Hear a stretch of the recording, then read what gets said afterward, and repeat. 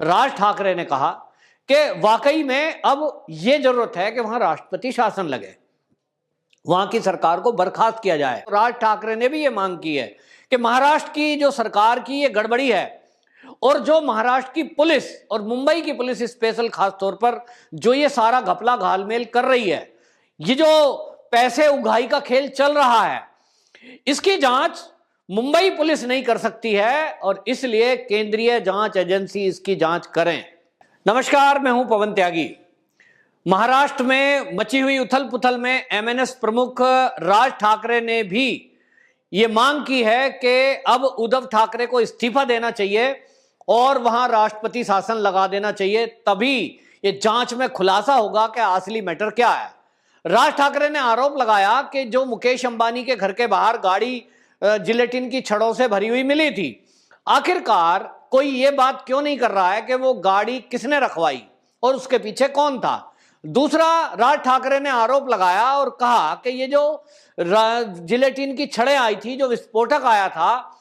इसको भी कौन है लाने वाला और कहां से ये लिया गया, क्योंकि ये बहुत गंभीर मामला है कि कोई भी विस्फोटक लेकर के और कहीं से भी ले आएगा, फिर तो कल को आतंकी घटना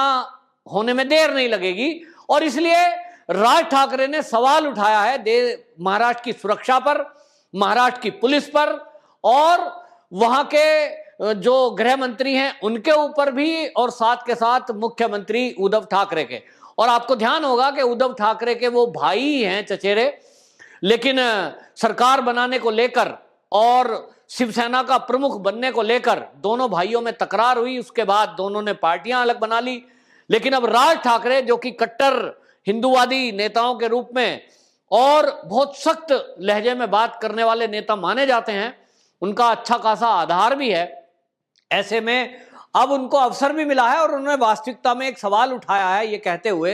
कि इसमें सरकार मौन क्यों है। अगर ये उगाही चल रही है और उगाही सरकार ये है, तब तो और गंभीर मामला है। और राज ठाकरे ने यह भी कहा कि जितने भी और मंत्री हैं उनके विभाग में भी ये सब चल रहा है, उनका भी ये जांच होनी चाहिए उन सबकी कि यहां महाराष्ट्र में आखिरकार ये उगाही का खेल, ट्रांसफर, पोस्टिंग, ये कैसे चल रहा है। दूसरा, उन्होंने कहा कि जिस तरह से वहां पे सचिन वाजे पकड़ा जा रहा है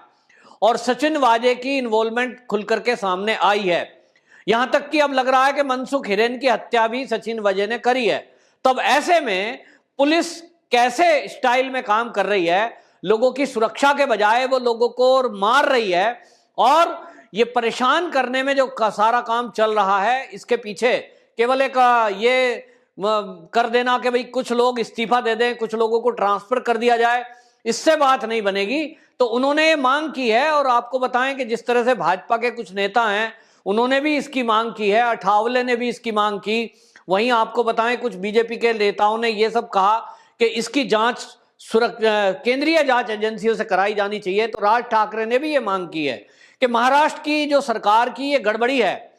और जो महाराष्ट्र की पुलिस और मुंबई की पुलिस स्पेशल खास तौर पर जो ये सारा घपला घालमेल कर रही है, ये जो पैसे उगाही का खेल चल रहा है, इसकी जांच मुंबई पुलिस नहीं कर सकती है और इसलिए केंद्रीय जांच एजेंसी इसकी जांच करें। इसके अलावा खुलासा नहीं हो सकता। और उन्होंने कहा कि मुद्दे को भटकाया जा रहा है और मुद्दे को भटकाकर वो 100 करोड़ के लेटर की बात कही जा रही है।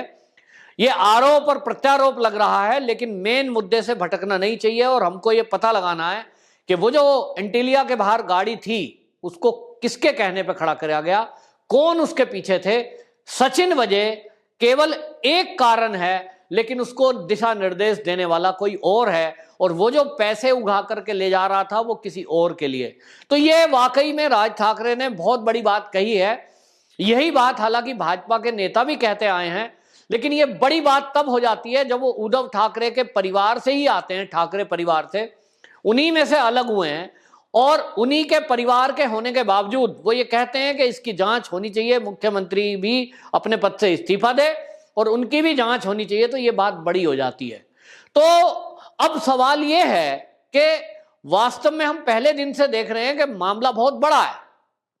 ये मुकेश अंबानी के घर के बाहर विस्फोटक था, और किसी के साथ ऐसी घटना हुई होगी अगर कि किसी को डराया गया होगा, धमकाया गया होगा, तो उसकी तो हिम्मत भी नहीं होगी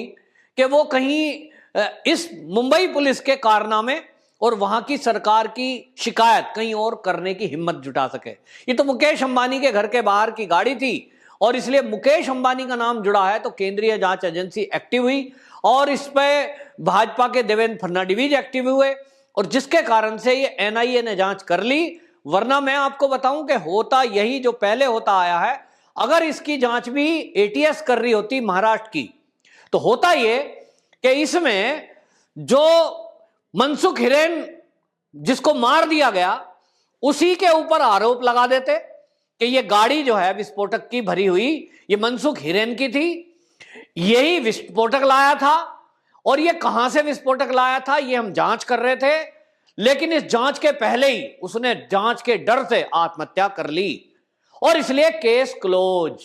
क्यों लाया था? मारने लाया था, डराने लाया था, धमकाने लाया, जो भी बहाना इसमें लगाते, लेकिन कुल मिलाकर एटीएस तो केस क्लोज कर देती और वो आदमी मर गया, मामला खत्म हो जाता। जिंदगी में कभी भी ये पता नहीं लग सकता था कि इसके पीछे कौन लोग हैं और ये जो पैसे की उगाही और डरा धमकाकर ये जो धंधा चल रहा है इसके पीछे कौन लोग हैं ये पता ही नहीं चलता। क्योंकि महाराष्ट्र में आप देखेंगे एक आश्चर्यजनक तरीके से इतनी आत्महत्याएं होती हैं, इतनी आत्महत्याएं होती हैं कि एक के बाद एक, चाहे आप दिशा सालियान लें, सुशांत सिंह राजपूत लें, वहां एक विधायक हैं दादर नगर हवेली के, वो वहीं आके आत्महत्या करते। मतलब लग रहा है कि मुंबई है कि आत्महत्या करने के लिए स्थल है। और जहां मनसुख हिरेन की लाश मिली है वहीं अभी एक मुस्लिम युवक की लाश फिर मिली है। तो सवाल यह उठ रहा है कि इसका मतलब लाश को डिस्पोज ऑफ करने के लिए भी वहां स्थान है, समुद्र है और उसकी भी जगह तय है, तो समुद्र में लाशें फेंक दी जाती हैं और वो पानी के अंदर चली जाती हैं तो पता भी नहीं चलता कौन कब गया और गुमशुदगी की रिपोर्ट कहीं लिखी जाती होंगी। तो ये बहुत ही मामला गंभीर बनता जा रहा है कि आखिरकार महाराष्ट्र में ये सब चल क्या रहा है। महाराष्ट्र में ऐसी सरकार की जरूरत है, जिस तरह से योगी आदित्यनाथ को आप देखते हो कि वो जब से उत्तर प्रदेश में मुख्यमंत्री के तौर पर बैठे हैं, कैसा पुलिस सिस्टम हो गया है कि आज वहां कोई ये नहीं कह सकता कि योगी आदित्यनाथ के अंडर में पुलिस है तो योगी जी ट्रांसफर या पोस्टिंग के लिए पैसा लेते हैं। लेकिन महाराष्ट्र जिसकी पुलिस को ये कहते थे स्कॉटलैंड यार्ड से तुलना करते थे, उस पुलिस में यदि कोई अधिकारी ऊपर का ये कह रहा है कि मंत्री जी पैसा मांगते हैं, मंत्री कह रहे हैं कि नहीं नहीं वो जो पुलिस कमिश्नर था वो खराब था, वो पैसे लेता है ट्रांसफर पोस्टिंग में, और वहीं पे एक आदमी पकड़ा जाता है एएसआई रैंक का कि वो हत्या में इन्वॉल्व है, किसी को डराने धमकाने में टूल की तरह यूज हो रहा है, तो ये वाकई में गंभीर बात है। और इसलिए वहां जरूर ऐसे मुख्यमंत्री की जरूरत है जो इन सब सिस्टम को ठीक करके वहां जनता में विश्वास पैदा करे। और इसलिए यह बहुत जरूरी है जो एमएनएस प्रमुख राज ठाकरे ने कहा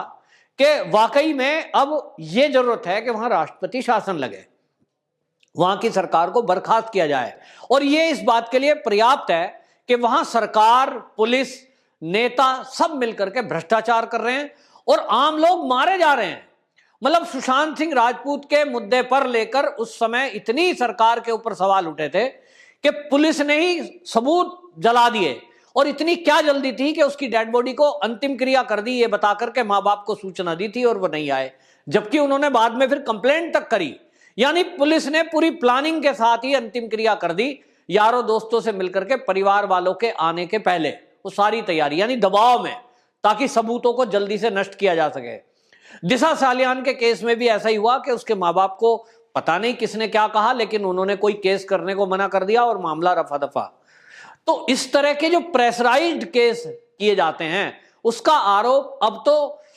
जो वहीं पे